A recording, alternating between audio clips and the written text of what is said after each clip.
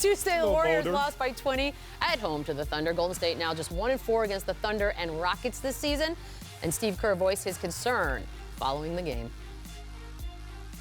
Yeah, we're out of whack right now. We're just not playing the way we normally do in terms of the ball movement and the pace and the spacing, and defense has not been good either. So it's been a struggle.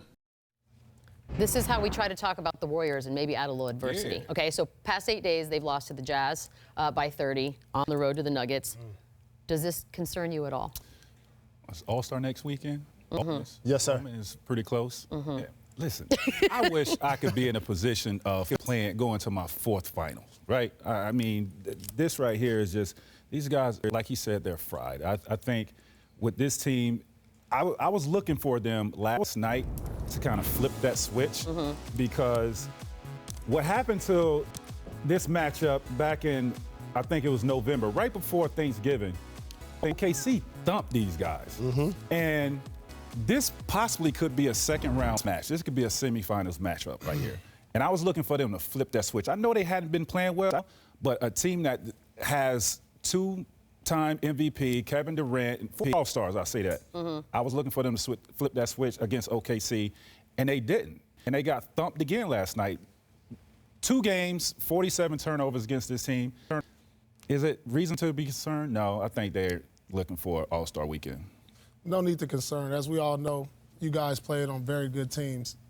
You look at the season in sections. You say you have the beginning of the season, the first half. And then, you know, whatever struggles or how well you're playing, you get through the first half. Most teams who are in the hunt in that playoff run, they're like, all right, we got to get to All-Star. After that, we're going to turn it up. You have energy. You get that week off now. You get, or in our case, we only got a couple. You're like, it's like a new energy when you get away from everybody and you come back with the Golden State Warriors need. I'm not concerned about them. For one, that the process, it seems like sometimes when you've been to 3 straight finals, our team. I've been on teams. We were so bored with the process. We won 50 games, and then when the playoffs started, through the playoffs to the finals. By the way, before you speak, Jay, I'm concerned with them. And in the past, their bench has played well. Andre Iguodala, David West, like these guys coming off their bench have been playing. But it's not the case. Lately, their bench has been very, very suspect. But yeah, it's not great. It's not great. When you look at the out of the contenders, Houston, OKC, Cleveland. Which bench is actually that good? I have an answer for you. Which bench is Go on, I have an answer for you, sir. I'm concerned. And here's why. Really? Number one, because the Houston Rockets are better. They're a formidable foe. The Golden State Warriors aren't playing their best basketball that could eliminate them. Number one. Number two, I watch a basketball team that isn't having fun with the process. They're emotionally intoxicated. Every time the blows, somebody's not only upset the call, but they're demonstrative about the call. Who you don't want to be against you in a close playoff game when one possession can dictate who wins or loses. Because you don't get the benefit of the doubt. If you don't get the benefit of the, you can now put yourself in a position to be in a tough series. The only one victim of the referee and who's been demonstrative. It's KD. I mean, let's just say it how this. Draymond is going to be who he's going to be. You need that from him. KD is the one who you kind of get worried about, like when playoffs come, if he's going to be adding up all these technicals and getting ejected. You don't want to put yourself in a situation where you did 2 years ago where Draymond had got a technical and was suspended, and it cost them the series. You don't want to put yourself in that position. And there could be a cause for concern that one of these guys that can happen to as these suspensions and technicals add up. Well, the good thing about it, the All-Star break is coming up. They have 30 games to get it right and get back on track and play championship basketball. Last year, it was a sense of urgency that they played with because of everything that went on with KD.